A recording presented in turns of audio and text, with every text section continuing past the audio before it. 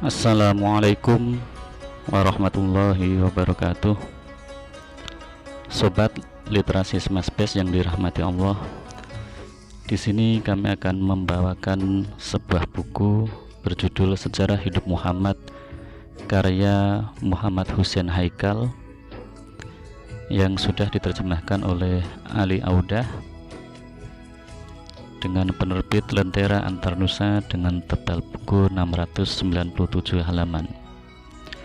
Buku ini terdiri dari 31 bab tentang sejarah Nabi Muhammad SAW yang sangat lengkap, mengulas tentang riwayat Nabi, bahkan juga disertai penjelasan mengenai sejarah Arab pra-Islam, paganisme, kondisi Mekah dan rumah sucinya pada masa lampau, sampai pada leluhur Nabi Muhammad yang terkenal akan kemuliaan akhlak dan kedermawanan.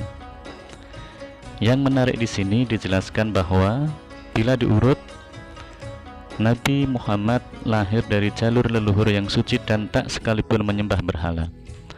Orang tua dan leluhur Nabi Muhammad SAW adalah orang-orang yang memeluk agama tauhid yang diajarkan oleh Nabi Ibrahim alaihissalam. Bahkan di antara nenek moyang Nabi ada dua pemuda yang dikurbankan karena perintah Allah Subhanahu wa Ta'ala. Kedua pemuda ini sangat patuh ketika akan disembelih. Pemuda-pemuda mulia itu, yang pertama adalah Nabi Ismail alaihissalam dan yang kedua adalah ayahanda Nabi Muhammad sendiri, yaitu Abdullah bin Abdul Muthalib. Hal ini mematahkan opini dari berbagai pihak, utamanya pihak-pihak di luar Islam yang mengatakan bahwa orang tua dan leluhur Nabi adalah penyembah berhala. Allah memindah-pindahkanku dari sulbi-sulbi yang suci ke rahim-rahim yang suci pula. Begitu Nabi Muhammad SAW bersabda.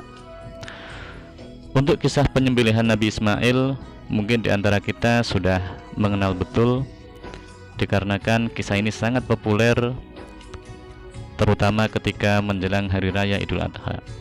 Sedangkan kisah penyembelihan kedua yang terjadi pada ayahanda Nabi Muhammad, Abdullah bin Abdul Muthalib, terjadi karena nadar orang tuanya. Abdul Muthalib adalah putra Hashim yang menggantikan ayahnya menjaga rumah suci, melayani tamu peziarah haji, mengatur distribusi air dan sebagainya. Sebagaimana ayahnya, Abdul Muthalib menjadi petinggi Mekah yang disegani karena keluhuran budi dan akhlak kedermawanannya. Waktu itu sumur Zam-Zam belum ditemukan lagi semenjak terkubur ratusan tahun. Abdul Muthalib yang waktu itu baru memiliki satu anak laki-laki bernama Haris, bermimpi mendapat bisikan gaib tentang di mana sumur Zam-Zam itu berada.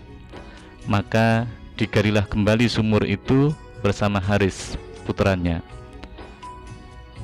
dengan tempat sesuai petunjuk dalam mimpi Abdul Muthalib. Setelah beberapa hari menggali, air sumur Zam-Zam itu pun memancar. Alangkah senangnya Abdul Muthalib dan Haris. Penduduk Mekah yang awalnya pesimis sumur itu akan ditemukan juga akhirnya ikut bergembira.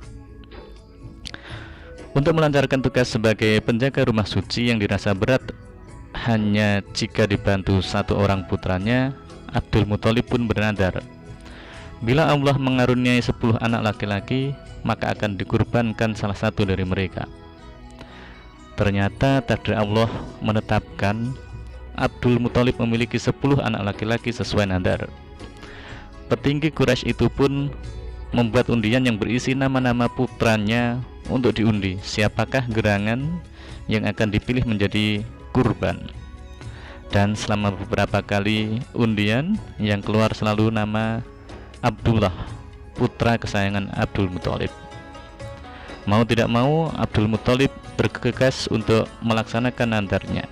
Maka dengan penuh kepatuhan, Abdul Muthalib menuruti keinginan ayahnya yang membawanya ke tempat penyembelihan.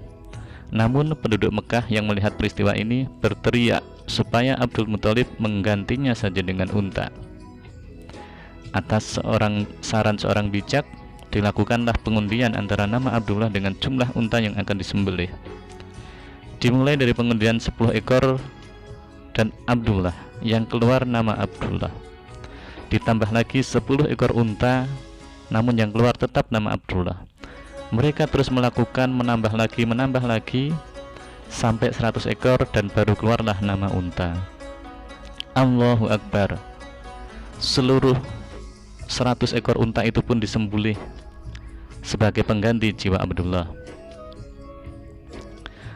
Beberapa saat setelah peristiwa ini, Abdullah, pemuda yang berakhlak mulia, yang tidak pernah sekalipun menyembah berhala dan ikut-ikutan dalam gaya hidup hedonisme Mekah saat itu, kemudian menikah dengan Aminah, gadis suci yang juga mulia dan berasal dari keluarga terpandang dan tidak pernah menyembah berhala.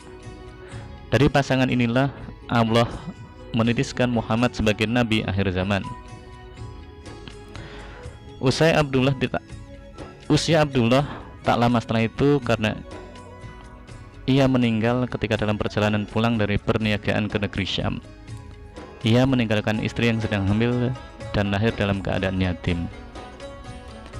Demikianlah sebagian sejarah hidup Nabi yang dimulai dari orang tua beliau, yang mungkin jarang kita dengar, yang kita bisa ambil, bisa kita baca dari buku sejarah Nabi Muhammad, sejarah hidup Muhammad, karangan Muhammad Husain Haikal yang diterjemahkan oleh Ali Audah. Semoga dengan yang sedikit ini kita semuanya termotivasi untuk membaca buku tersebut sehingga mendapatkan manfaat darinya. Terima kasih. Assalamualaikum warahmatullahi wabarakatuh.